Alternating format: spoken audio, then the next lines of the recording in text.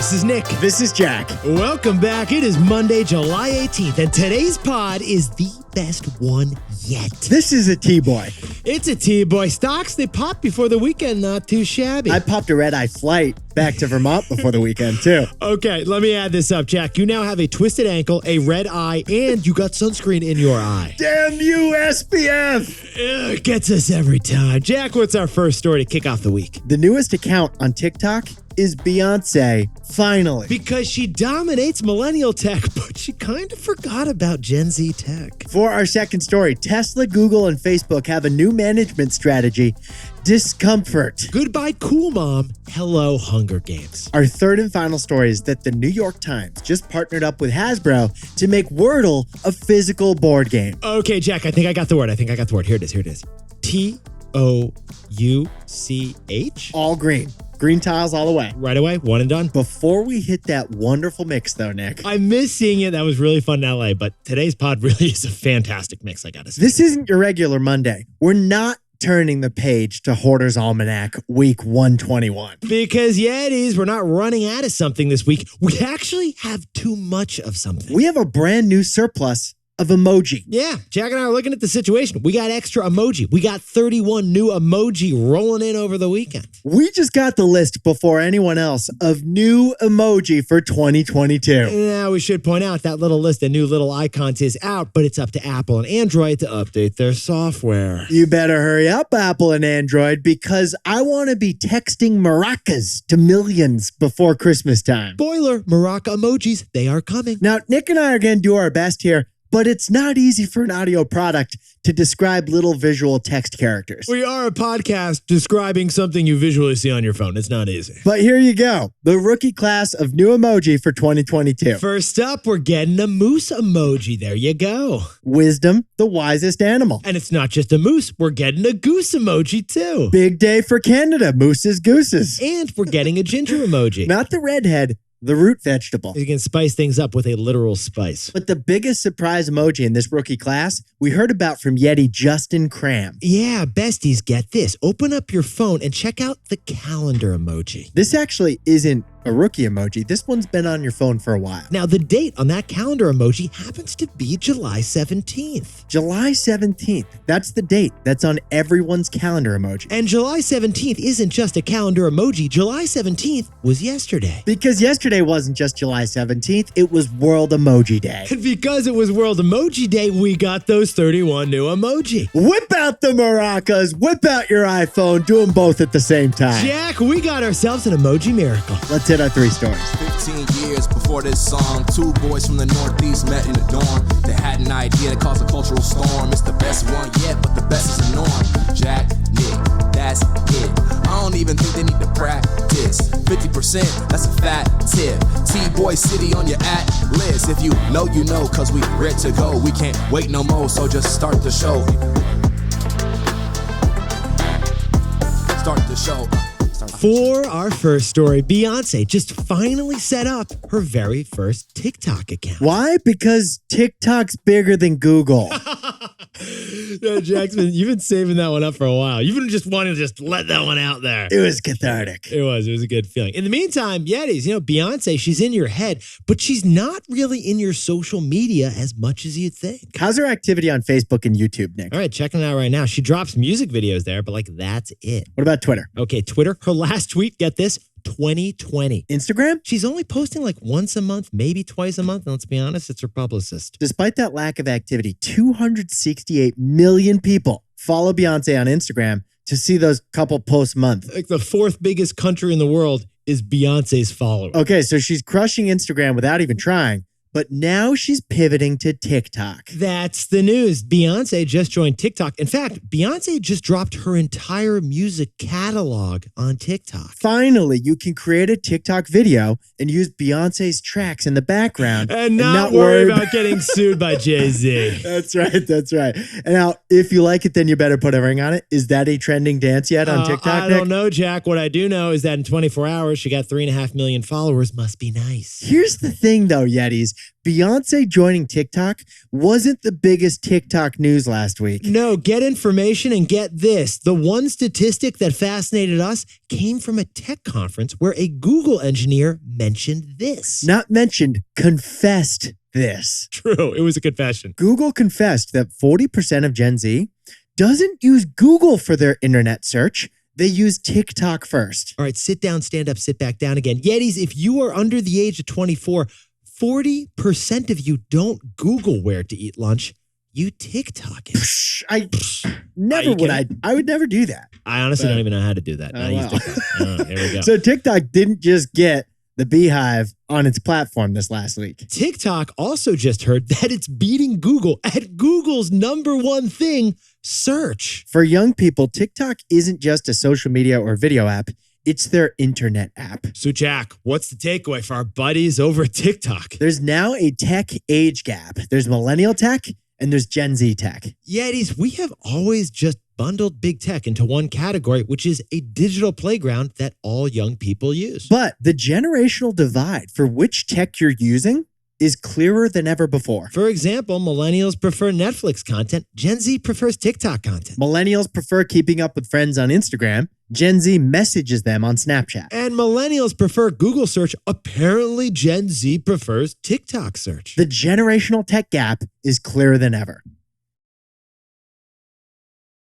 For our second story, 3 major tech CEOs just said, hey, you got to work harder or we're going to fire you. The new management strategy we're seeing is less cool mom, more Hunger Games. Okay, just the reality right now, Jack. All right, morale at tech companies, it's at a brutal low. The whole stock market is down, but stocks of tech companies are down way more. And while the jobs market still feels strong overall, it's abysmal for tech workers in all bird shoes. And it's not just that. The Wall Street Journal reported last week that perks are getting punctured at tech companies. Remote work, you're getting served up a little less of it. Join us in the office. Join us in the office where you're not even going to get kombucha. Oh, and that free Patagonia vest for the ops team, it's been canceled. This is a mass round of cost cutting, and it's the first time this generation of PMs has ever experienced it. You got rid of the soft serve machine? They got rid of the soft serve machine. Are you kidding me, man? But it's not just those physical perks, Nick. No, it is not, Jack. Tech CEOs are also stripping away psychological comforts, too. Okay, Jack, this began just a couple weeks ago with Elon, right? Last month, Elon said he wanted to reduce the Tesla salaried workforce by 10%. And then Zuck wrote a sad email to his fellow Metamates that went a little something like this. Zuck said, moving forward, we need to work with greater urgency, sharper focus, and more hunger. But not for the free food we're going to give you because we're cutting back on that. Maybe you give us the Greek yogurt back and we can talk. Oh, and then finally, last week, Google CEO Sundar Pichai zucked what Zuck said and whipped that up for all hands. Sundar Pichai said we need greater urgency, sharper focus, and more hunger. And by the way, Nick, all of these statements by these 3 companies, are very similar. There's like a silent or else at the end, you know? It's a ... situation, and you don't want to ask about the ... Each of these 3 huge companies is laying off workers, but they're also telling their existing workers that they better work harder. So, Jack, what is the implicit threat here? If you don't work harder, you're going to get fired. Miguel, hustle harder. So, Jack, what's the takeaway for our buddies, everyone working in tech? Goodbye, cool mom. Hello, Hunger Games. Okay, besties, a book actually just came out about Jack Welch. It's the first thing Jack and I thought of. He's the 80s, 90s prototype of an American CEO. Jack Welch ruthlessly transformed GE from mass employer and industrial titan to like super lean finance profit machine. And part of that was changing the rules of how you treat employees. He had a very specific idea. Yeah, those 3 things the tech CEOs did, that's classic Jack Welch. He's keeping all the workers in the workforce on edge. Yeah, and now that on-edge discomfort is being brought back by tech CEOs. For a long time, though, it wasn't that way.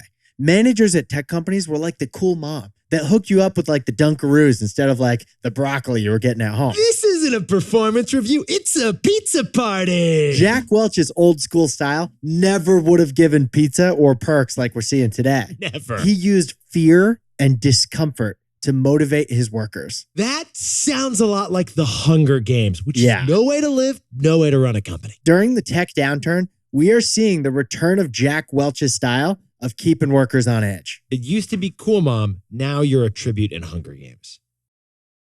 And now a word from our sponsor, Robinhood. Nick, you got introduced to the Robinhood app the old-fashioned way, right? Yeah, I did. My girlfriend, now wife's older brother, who was that guy who worked in tech and knew about the next iPhone before Apple did. He told you about the Robinhood app? He told me about the Robinhood app. All right, so you signed up because you wanted to buy a stock. Because it was hard to figure out how to buy a stock when you're 25 and it's 2014. Yeah, back then you had to find a broker, call a broker on the phone, Call them. pay a commission to that broker. Instead of calling, suddenly there's this app. You just swipe and you could buy the stock. Robinhood's interface felt as easy as ordering an Uber or snagging a sandwich on Seamless. And it still is. So if you're not a Robinhood user yet and you want to get started, you can go to Robinhood.com/TBoy and you can choose, get this, a free stock. That's Robinhood.com/TBOY. Certain limitations apply and all investments involve risk. Robinhood Financial LLC, member SIPC. Robinhood, by the way, no longer affiliated with us or the podcast. For our third and final story, the online game Wordle is now being turned into a physical game. The best game in innovation isn't checkers, it's chess. We're talking on multiple levels there. By the way, Jack, this is not a couple that we would see coming. We did not see these two hooking up. The New York Times and Hasbro, the game company, just issued a joint press release. They knew each other in college? How did they even meet? Here's the opening sentence of the press release. The word is party. Party. And that's because the New York Times has turned to Hasbro to turn their digital word game that they acquired into a physical board game. And the physical board game version of Wordle is going to use dry erase boards. Everyone gets one, and the one who gets the word with the fewest guesses wins. So it's like your usual Wordle, but instead of, playing alone when you're on the toilet, you now are going to play against other people in public. That's right. It comes with green and yellow tiles that you can hand out as you get the letters correct. Okay, as soon as we heard this, we're like, scrap the Scrabble, kill the cards against humanity. This year's holiday party, it's going to include a rousing game of Wordle in the parlor after dessert. I'm sorry, honey. I burned the Pictionary. But Yetis, here's what Jack and I find fascinating about this Wordle development. Wordle is actually a very particular case study. Because Wordle is one of the most zucked things of all time. Literally, there is a litter of copycats of Wordle. It's only existed for 7 months, and we found 5 off the top of our heads. More Wordle spin-offs than a Bravo series. For example, Jack, how about Nerdle? 6 guesses to guess a math question. All right, Jack, how about Cloudle? 6 guesses to guess a city's weather All right, forecast. Jack, how about Subwaydle? 6 guesses to figure out the subway route in New York City. Oh, and then there's not Wordle, but Absurdle. This is wild. This is really crazy. It's like Wordle, but you guess, and then the word changes. That's absurd. And just last week, we told you about Hurdle, which is Wordle, but for guessing a musical I track. remember you caught that one on the first try. That was very impressive, Jack. Bohemian Rhapsody. Exactly. Well, Hurdle just had their own startup exit. They were just acquired by Spotify. So should Wordle be worried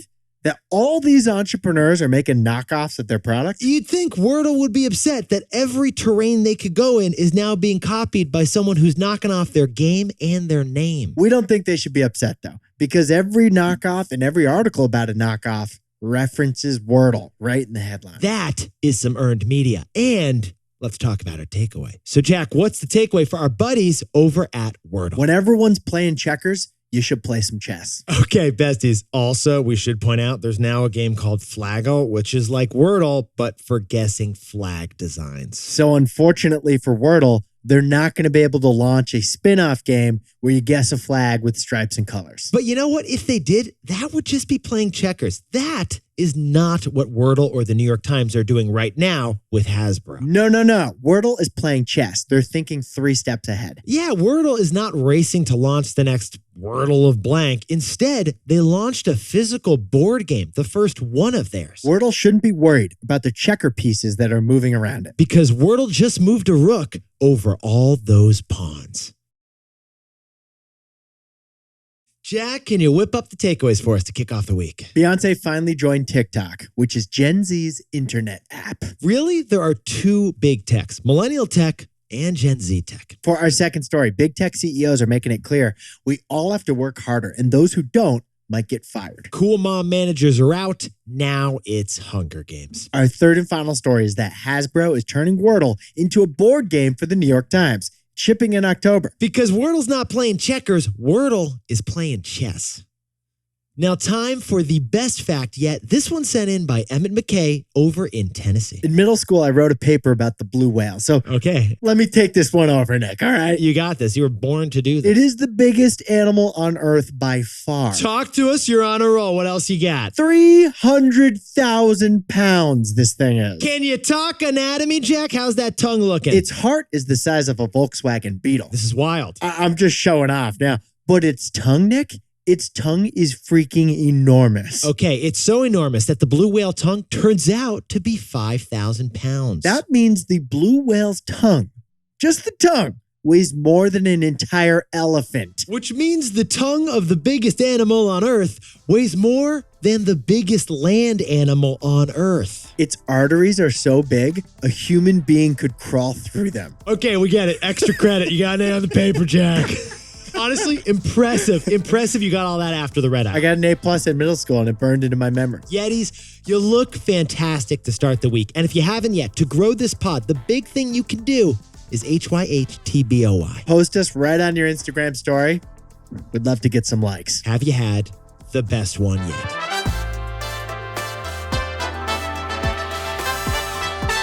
And before we go, Jack, remember Luke and Amelia, the two Yetis who got engaged in September? We gave them a shout out. Sure do. Well, now they got married and they're headed off to their honeymoon in St. Lucia. There we go. And bestie Stuart Lundberg just had his Reaching Financial Success book published on Amazon. Congrats to Jack N., who's starting his first year of medical school in Knoxville, Tennessee. And David Lewis Jr. is starting a new job at an oil and gas company in where else but Houston. Happy birthday to Janet Tyler in Northville, Michigan. And Charlie Oswald, birthday over in Memphis, Tennessee. Happy birthday to Leonardo Straight A. Rendon in Adelanto, California. And Lance Walters, a diehard Yeti, is turning 37 in the Outer Banks. And to anyone else celebrating something today, make it a T-Boy. Celebrate the wins.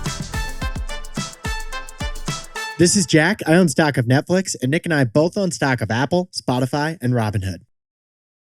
And now a word from our sponsor, Robinhood. The first time I tried to buy a stock, I got burned badly. Is this when you wanted to buy a share of Ford because you like the chassis over in Detroit? Yes, I had $200, so I bought $200 of Ford stock. I didn't get $200 of Ford stock, though. I got $192. The commission fees. By the time the stock climbed back to $200, I sold it.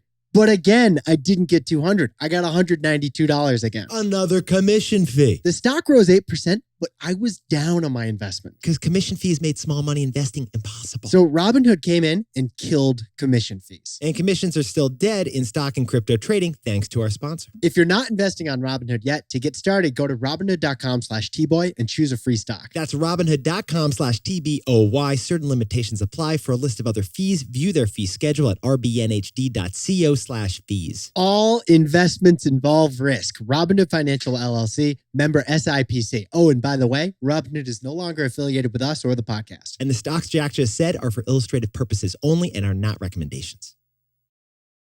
And let me tell you about that dorsal fin, eh? This thing could cut a steak in half, all right? It's a blue whale fin. Blowhole, more like morehole. Did someone say blue whale? No, I was just ordering some sushi. Well, let me tell you about this thing.